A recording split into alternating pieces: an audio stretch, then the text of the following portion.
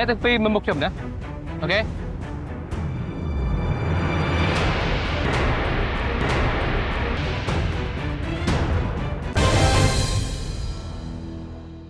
យើងនៅសល់តែ20នាទីទៀតទេនៅពេលនេះគួរតែចាប់ផ្ដើមរៀបចំដាក់ចានហើយណាព្រោះភីវកិត្តិយសរបស់យើងជិតមកដល់ហើយយ៉ាឆាប់លឿនអ្នកទាំងពីរយ៉ាឆាប់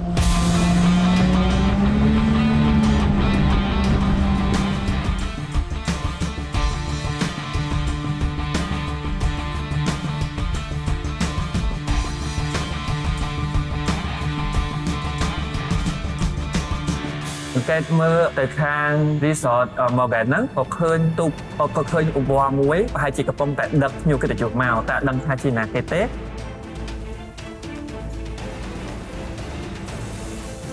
អស់ហើយតាចុងក្រោយតើអូខេដាក់វិញមកតង់ទៀតដាក់នេះហ៎គ្រឿងដែលខ្ញុំរន្ធត់ចិត្តហើយរៀងចង់បាក់ទឹកចិត្តដែរនោះគឺ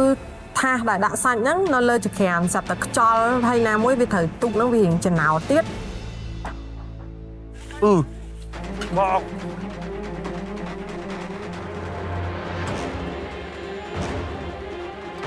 ឈូសសាច់អស់2ដុំ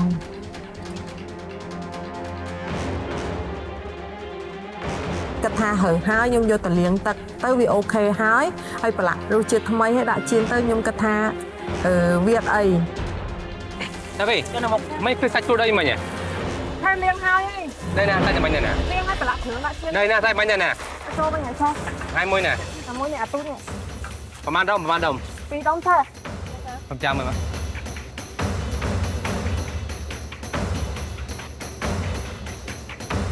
ចាំចាំមក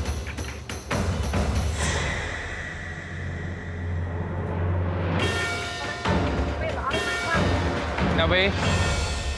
មើលមុខខ្ញុំណាទីថោនៅពេលដែលក្នុងរេស្តូរ៉ង់នៅក្នុងមុខភ្ញៀវនៅពេលដែលយើងធ្វើសាច់ជ្រូកណាហើយយើងរើសមកលាងឲ្យដល់ឲ្យភ្ញៀវអ្នកទាំងពីរមើលមុខខ្ញុំណាអូខេ